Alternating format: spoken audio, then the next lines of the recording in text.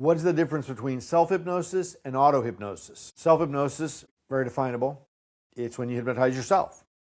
Auto-hypnosis, when you have an outside operator, such as me, creating a state of hypnosis for you. Both are effective.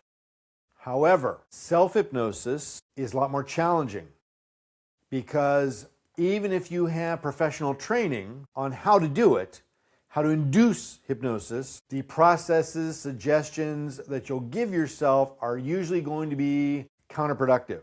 Your subconscious mind's job to protect existing behaviors, no matter what. So one of the ways it's going to do that is when you create a self-hypnotic state, it's going to influence your suggestions and your actions and the way you're doing this, your methods, so that it sabotages the changes and sustains the ones that exist. Very tricky. So self-hypnosis is when you can hypnotize yourself, put yourself into a suggestible state, and use affirmations, visualizations, and suggestions to be able to rearrange and modify behaviors and attitudes. Auto-hypnosis is when you work with an outside operator such as myself, and they induce the state and then they provide you with the suggestions. What I recommend, what I advise, what I offer all of my clients and students is both. If you want to enhance your auto-hypnosis sessions with self-hypnosis, you're more than encouraged. If the first session they have is auto-hypnosis, where I induce hypnosis, I create post-hypnotic suggestions so that they can easily re-enter that state on their own. Auto-hypnosis is far more effective in that route. Once I create post-hypnotic suggestions in them as an auto-hypnotist, then they can easily, on their own, recreate and reestablish a hypnotic state. The other part of that is I also work with them on the suggestions, affirmations, visualizations, etc. they're going to be using in their self-hypnotic sessions. Because, as I mentioned before, the suggestions, visualizations, and affirmations they're going to be using are influenced by the subconscious mind, whose job it is to sustain and protect existing behaviors. Sabotage the new, keep the old. That's its job.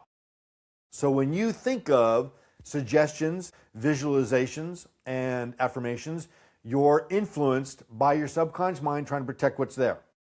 It's sabotaging. Working with an auto-hypnotist, that's removed.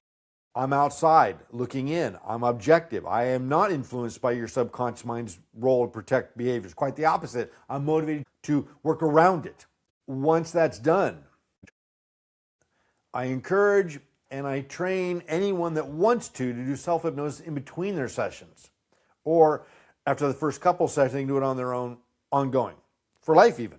For life. For anything. The challenge again is that with self-hypnosis, you've got to be very careful of the suggestions, affirmations, and visualizations that you use because they're influenced by your subconscious mind protecting behaviors. It's helpful to have an outside operator to assist you in creating those things. So that's the difference between the two. They're both effective and they can both be used almost any time, but how you use them and the ratio with you use them. Very few people are going to get self-hypnotic results without also working with and combining it with auto-hypnosis.